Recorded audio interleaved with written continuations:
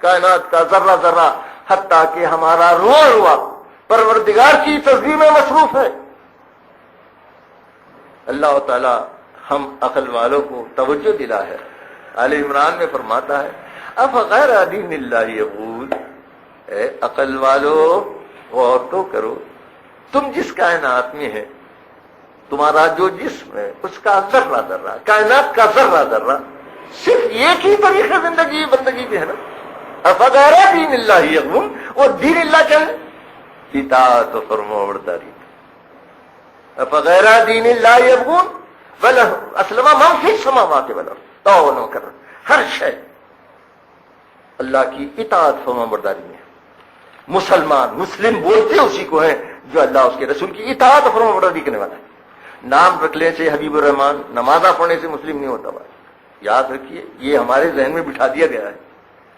ہم جو ہے اس سلسلے میں بڑی گمراہیوں میں مبتلا ہے، خوش اعتقادیوں میں مبتلا ہیں، ہم جھوٹی آرزوؤں میں مبتلا ہیں، حالانکہ اللہ تعالیٰ متنبع فرمایا ہے کہ لیسا بامانیکم ولا امانی علی الکتاب، اے امت محمدیہ نہ تمہاری جھوٹی آرزویں کام آئیں گی نہ اہل کتاب کی۔ کیا ہے وہ جھوٹی آرزو؟ ومن یعمل سوءا یجزہ بہ، جو رتی برابر بھی برائی کرے گا اور توبہ نہیں کیا تو یقیناً بدلہ پائے گا، چاہے وہ خود آدم علیہ السلام سے قیامت تک کے تمام انسان۔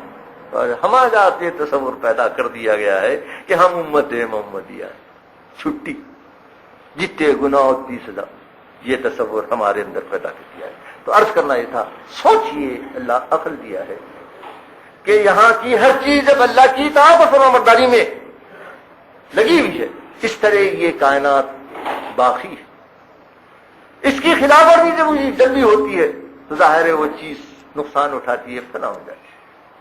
اسی طرح ہمارا معاملہ ہے، اللہ تعالیٰ ہم کو خلیفہ بنایا ہے، اللہ اپنا خلیفہ نہیں بنایا بلکہ زمین میں خلیفہ بنایا۔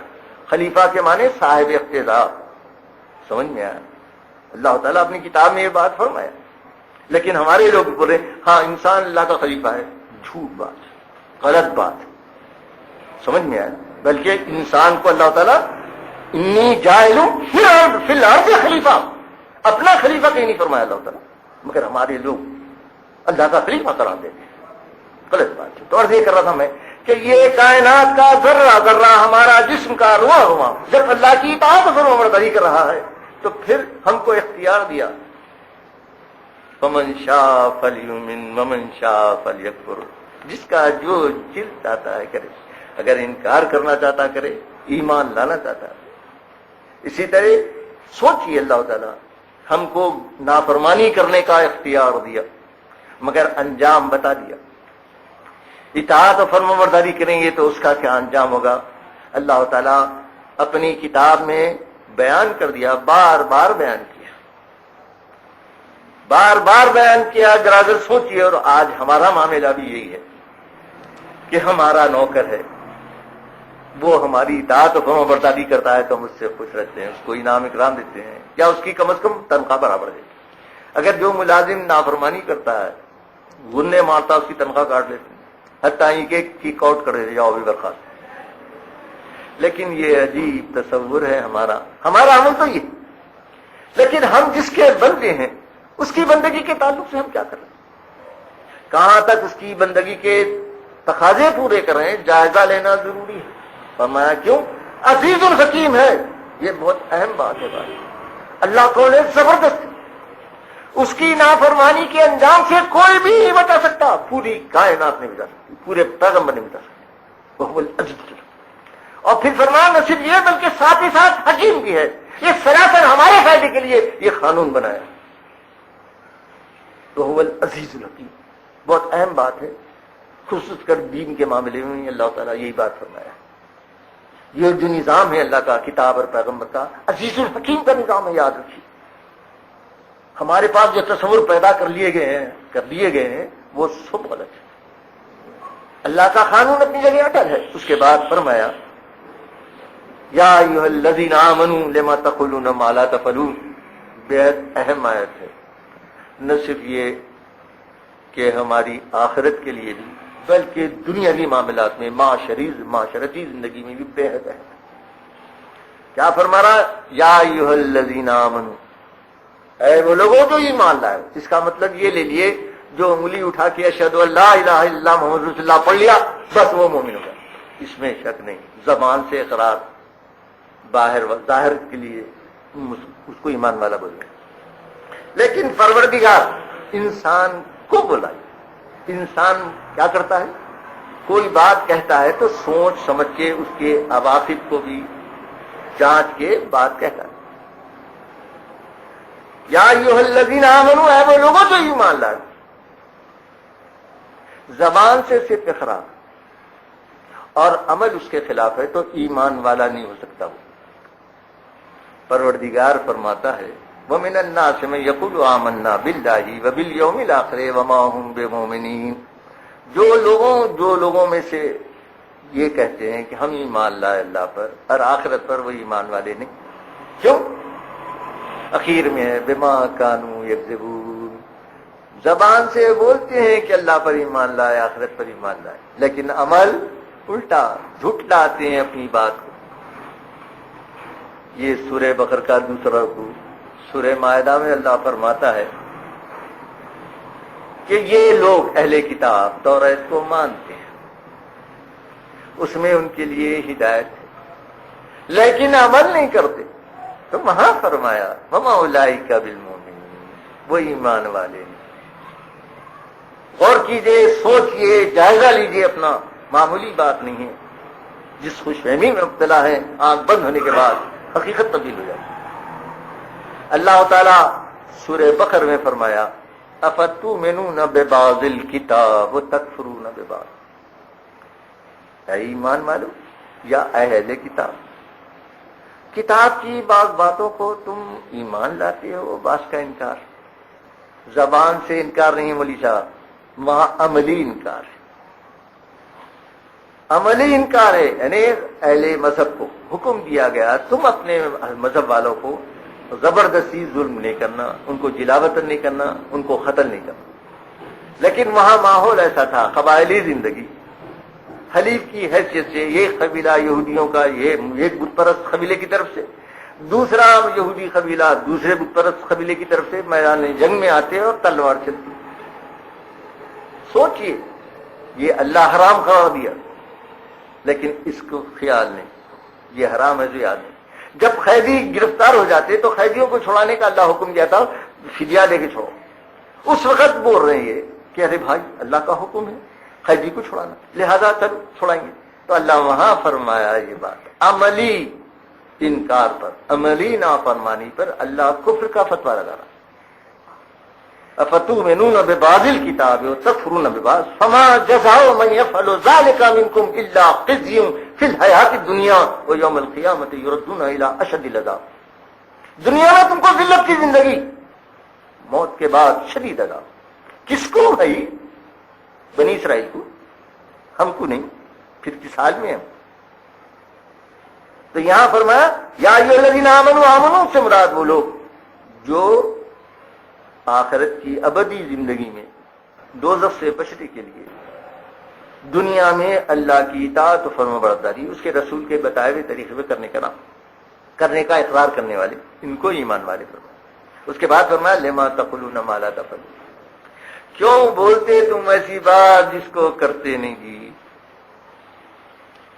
سورہ جن میں جنات کہتے ہیں ہم خیال کرتے تھے کہ جن و انس اللہ پر جھوٹ بات نہیں باندھیں گے، لیکن یاد رکھیے آج ہم مسلمان اللہ پر بے حد جھوٹ بے حد جھوٹ بولے بھائی. بہت سارے عقائد اللہ پر جھوٹ کے تاریخ میں آئے. اور فرمایا لما تقولون ما لا تفعلون. سلسلے بیان یہ ہے کہ صحابہ اکرام میں سے بعض نوجوان جوش میں کہ اللہ میاں جہاد کا حکم دینا، ہم ایسا لڑیں گے، ایسا ماریں گے، ایسا کریں گے، ویسا کریں گے. اور جب حکم فرض ہوا تو بولے ارے تو ابھی تعداد کم ہے ہمارے پاس ہتھیار بھی نہیں اور طاقتور ہیں، تعداد میں زیادہ ہیں. سورہ نساء میں فرمایا الم تر الی الذین اوتوا نصیبا من الکتاب واذا قیل لهم اقیموا الصلاۃ وآتوا الزکاۃ.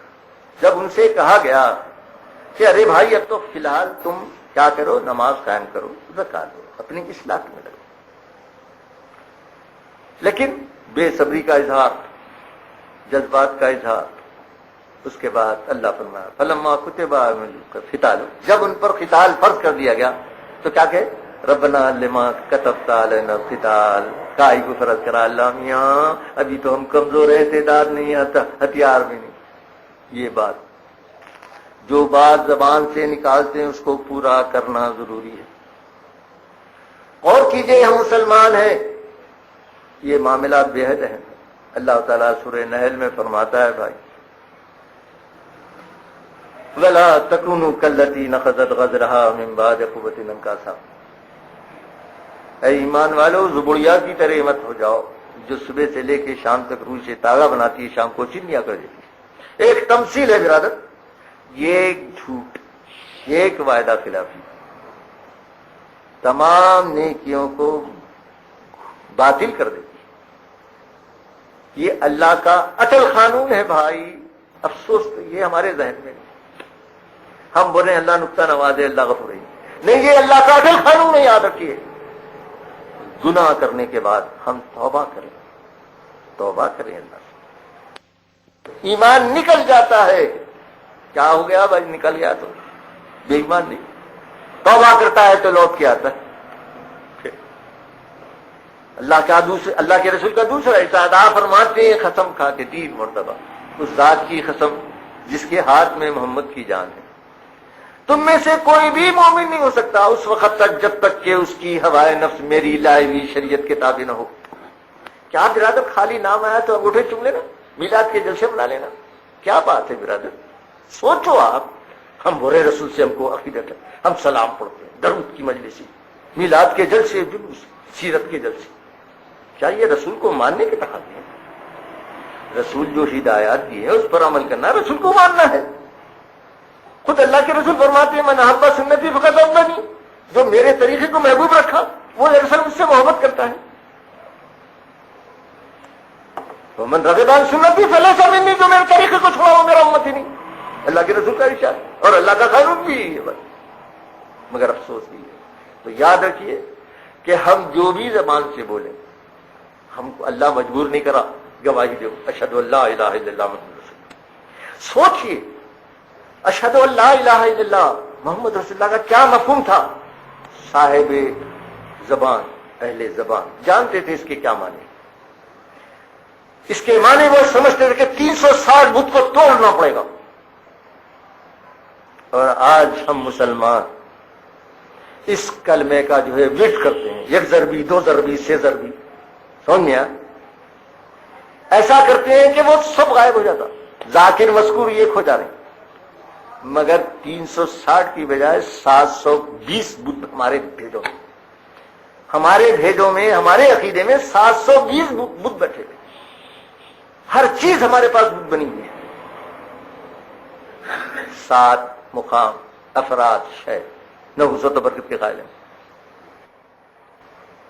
بلا اسباب کے نفع و نقصان پہنچنے کا عقیدہ ہے، مردے فیض پہنچانے کا عقیدہ رکھتے ہیں. سوچئے، غور کیجئے برادر، معاملہ کتنا گندا ہو گیا ہے، کتنا بگاڑ ہمارے اندر ہے. سوچو آپ. مگر ہم ہیں کہ خالی دوسری باتوں کو نہیں برادر، معاملہ بے حد ہے. اس کے بعد فرمائے ان اللہ یحب الذین یقاتلون فی سبیلہ صفا کانہم بنیان مرصوص. فرمایا یقیناً